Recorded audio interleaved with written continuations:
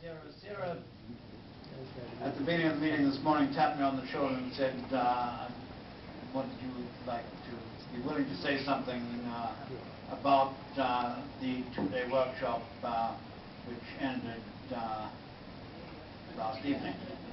So I'm not going to try and summarize that workshop. It was an extraordinarily rich workshop as far as I was concerned, and we covered a huge amount of ground. I mean, the focus was purely on the breastfeeding.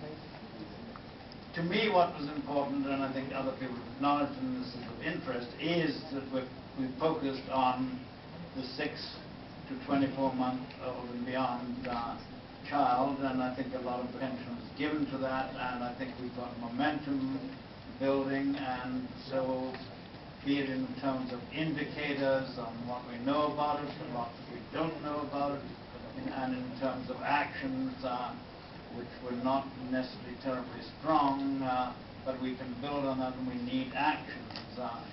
So if I was to say one action that I hope would follow, I mean, we did all agree with the importance of longer breastfeeding, or let's say on the duration of breastfeeding and on the volume of breast milk. So optional breastfeeding, 24 months and beyond, and like Rebecca's daughter to 9 years maybe. We did talk a lot about some particular activities going on in the world which are making this and could make it much more difficult, and are obstructions to this. And these are complementary foods. Of course, at 6 months, every baby that's breastfeeding needs complementary foods.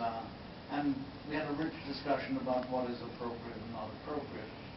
But I am concerned about the commercialization of complementary foods, be it RUTFs, follow-up milks, night milks, which are more prevalent in the north, the RUTFs which are going to be bombarding countries in the south, already are, and it does risk undermining breastfeeding. It can go into pre-6 months and is impacting. I'm sure there are lots of babies in Kenya and Uganda who are 3 months of age who are getting plumpy nut, but we're particularly concerned with 6 to 24 months and beyond.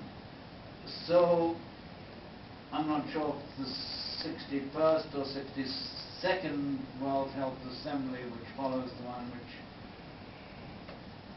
IFAN and GIPA and others were so successful in getting resolutions, I think we should, WABA and its partners and those particular partners that deal with it, should be the monitoring organizations, Annalise and co, but also looking at the resolutions. What can we do when there are infringements of the code, but also in the global strategy? I mean, I think we could probably get in some new wording, but I think we also need to look very carefully at what is going on with these products in terms of them undermining better breastfeeding from 6 to 24 months. So if there was one action that I think our partnership should be involved in, is carefully watching and monitoring, publicizing and so on. There's some good uses of these products. I mean, I'm glad Nito from MSF was here.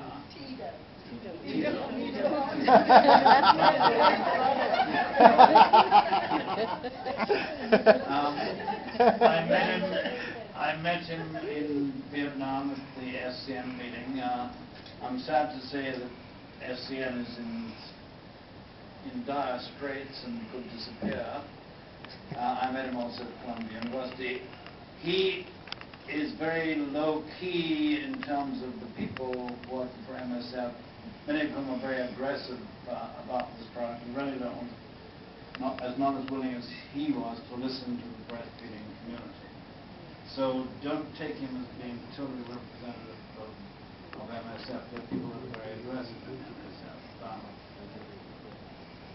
So I think we need action on this. 1 minute, I woke up this morning at 5 o'clock with my jet lag, and it's terrible to wake up with plumpy nuts in your brain rather than your stomach. But it occurred to me, they were talking about the advantages of plumpy nuts having no water. The advantages of no water.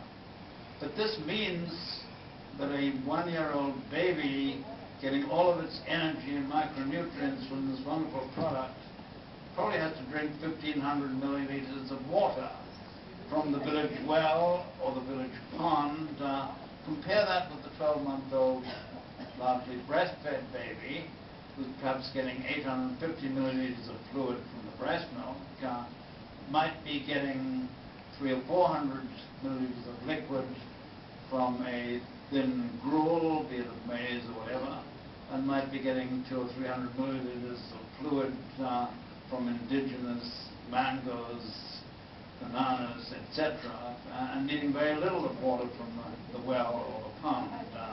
And I don't think this occurred to me this morning, and I've never had anybody else mention it as a disadvantage to the plumpy nut. The plumpy nut baby needs a lot of water, and they don't talk a lot about that extra need. So let me leave it there. But I think that actions to look at all aspects of undermining breastfeeding are very, very important.